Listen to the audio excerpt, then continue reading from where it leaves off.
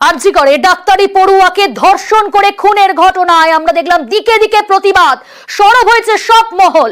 এদিকে ধর্ষণ খুন করেও উদ্ধত ধৃত সঞ্জয় রায়, ফাঁসি দিলে ফাঁসি দিয়ে দিন, খুন করেও নির্বিকার অভিযুক্ত সঞ্জয়।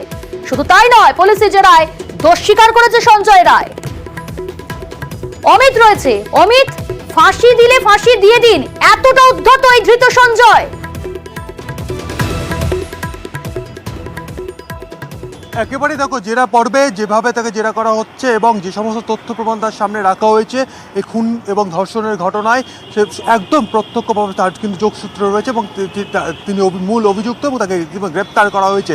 এক্ষেত্রে তিনি একদম ভাবলেস, অনুশোচনাহীন, তার মধ্যে কোনো অনুতাপ নেই যে তিনি খুন করেছেন বা ধর্ষণ করেছেন। তিনি স্পষ্ট করছেন তদন্তকারী আধিকারিকদের সামনে তাকে ফাঁসি দিয়ে দেওয়া হোক, এমন ঔদ্ধত্য তার। কারণ গতকাল সন্ধ্যের পর থেকে যে জিজ্ঞাসাবাদ পর্ব, তারপর তাকে আটক করা, পরবর্তী সময়ে তথ্য প্রমাণ সামনে এনে তাকে গ্রেপ্তার করেছে কলকাতা পুলিশ। সেই জায়গা থেকে তদন্তকারী আধিকারিক যে সিট গঠন করা হয়েছে, সিটের যারা আধিকারিক ছিলেন তাদের সামনে কার্যত একদম ভাবলেস, ঔদ্ধত্যভাবে যে বলছে, দাবি করছে তাকে ফাঁসি দিয়ে দেওয়া হোক। সেক্ষেত্রে তার মধ্যে কোনো অনুশোচনা নেই, কোনো অনুতাপ নেই।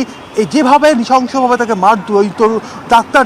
ডাক্তার পড়ুয়াকে তাকে মারধর করা, তাকে ধর্ষণ করা এবং যেভাবে তাকে খুন করা হলো, সেই বিষয়ে তার মধ্যে কোনো রকম অনুশোচনা নেই, এমনটা কিন্তু আমরা পুলিশ সূত্রে জানতে পারছি।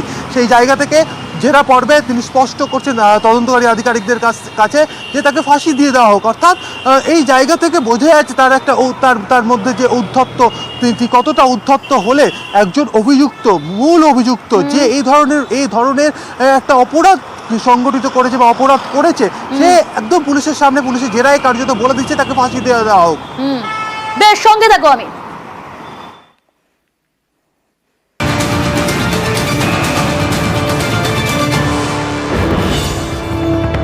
ধৃত সঞ্জয় রায় আর গ্রেপ্তার হওয়ার পরই একের পর এক কীর্তি সামনে আসছে। কীর্তিমান সঞ্জয় 2019 সালে সিভিক ভলেন্টিয়ার হিসেবে নিয়োগ, বিপর্যয় মোকাবিলা দপ্তরে নিয়োগ সঞ্জয়ের।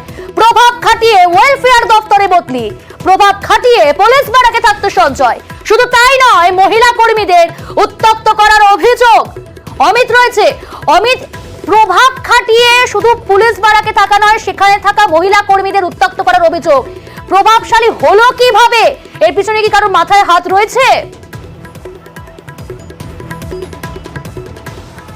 দেখো, এই বিষয়টাই কিন্তু তদন্ত করে দেখা হচ্ছে। কারণ 2019 সালে সঞ্জয় রায়, তার তথ্য সন্ধান করতে গিয়ে আমাদের হাতে যে তথ্য উঠে আসছে, সূত্র মারফত যে সমস্ত তথ্য আমরা পেয়েছি, তাই দেখা যাচ্ছে 2019 সালে কলকাতা পুলিশের সিভিক ভলেন্টিয়ার হিসেবে সে কিন্তু চাকরি পান। কোথায় চাকরি পেলেন? ডিএমজি, অর্থাৎ বিপর্যয় মোকাবিলা যে টিম রয়েছে বা বিপর্যয় মোকাবিলা যে মতো যে দপ্তর রয়েছে, সেখানে সিভিক ভলেন্টিয়ার হিসেবে তাকে নিয়োগ করা হয়েছিল। এবং সেখানে সূত্র মারফত যে খবর আমরা পাচ্ছি, সেখানে নিয়োগ হলেও সেখানে একটি দিনও নিজের সার্ভিস দেননি। সেখানে একটি দিনও সেখানে সেখানে কাজ না করেই ওয়েলফেয়ার কমিটিতে সে গিয়ে যোগ দেয়। তাহলে কিভাবে ডিএমজিতে চাকরি পেয়ে সে হঠাৎ করে সেখানে কাজ না করেই কলকাতা ওয়েলফেয়ার কমিটিতে সে চলে গেল অ্যাজ এ সিভিক ভলেন্টিয়ার? তাহলে কি কোথাও গিয়ে কারো প্রভাব তার উপরে রয়েছে, কারো হাত তার উপরে রয়েছে? এই বিষয়গুলোই কিন্তু খতিয়ে দেখা হচ্ছে পুলিশের তরফে বা তদন্তকারী আধিকারিকদের তরফে। অন্যদিকে যে অভিযোগ তার বিরুদ্ধে উঠে আসছে, নানান অভিযোগ তাকে ঘিরে, যেমন একজন সিভিক ভলেন্টিয়ারের ক্ষেত্রে কলকাতা পুলিশের কোনো ব্যারাকে আবাসিক হিসেবে থাকা বা স্থায়ী হিসেবে থাকার কোনো কিন্তু নিয়ম নেই। কিন্তু এই সিভিক ভলেন্টিয়ার 2019 সালে তিনি সিভিক ভলেন্টিয়ার চাকরি পেয়েছিলেন।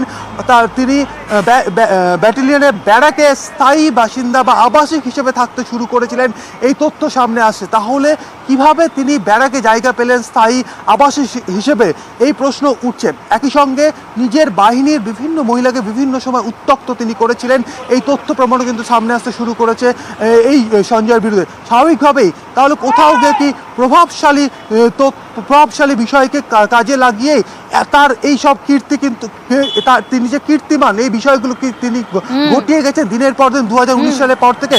এই প্রশ্ন কিন্তু উঠছে এই মুহূর্তে। বেশ।